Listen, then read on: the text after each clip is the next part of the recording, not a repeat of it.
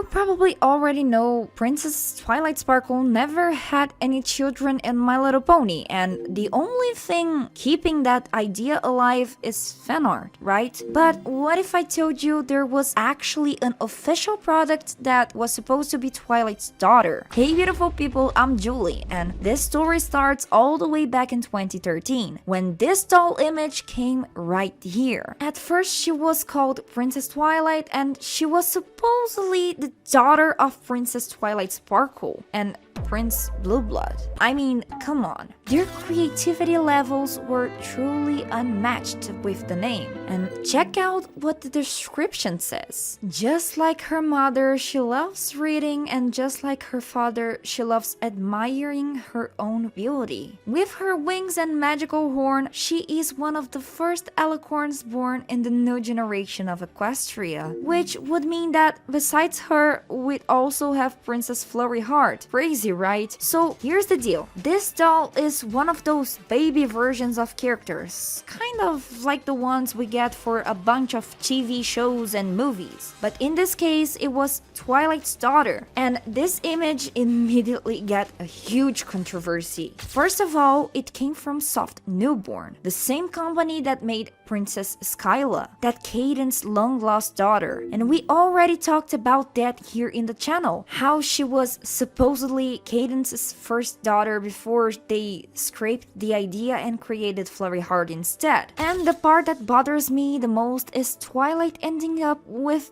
Prince Blueblood. Cause seriously, since when would she ever be into him? She never showed any interest in him at all. The only character who liked him was Rarity, but that whole fantasy came crashing down the second she actually met him and realized he was arrogant and completely selfish. So the idea that Twilight would have had a son or daughter with him is absolutely nonsense. And you know what else makes no sense? Watching this video without subscribing to the channel. Come on, help me out here guys, it's totally free. Secondly, there really aren't that many official couples in the series to begin with. Like, out of the main characters, the only one who really opened up with someone was Pinkie Pie, who fell in love and went through a bunch of adventures, especially in season 10 of the comics, with Cheese Sandwich. And then there's Rainbow Dash and Applejack, where the show kind of let it open to the fans to decide whether they're together or not. But let's be real here, we all know they are. Same thing with Discord and Fluttershy, but outside of them, most characters don't really have love interests, and was never the focus of the show, aside from a few background couples that were clearly added on purpose for that kind of thing. And honestly, since Twilight was going to become the ruler of Equestria, it probably made more sense for her not to end up with anyone anyway, because then you get into that whole conversation everybody knows about. She's immortal and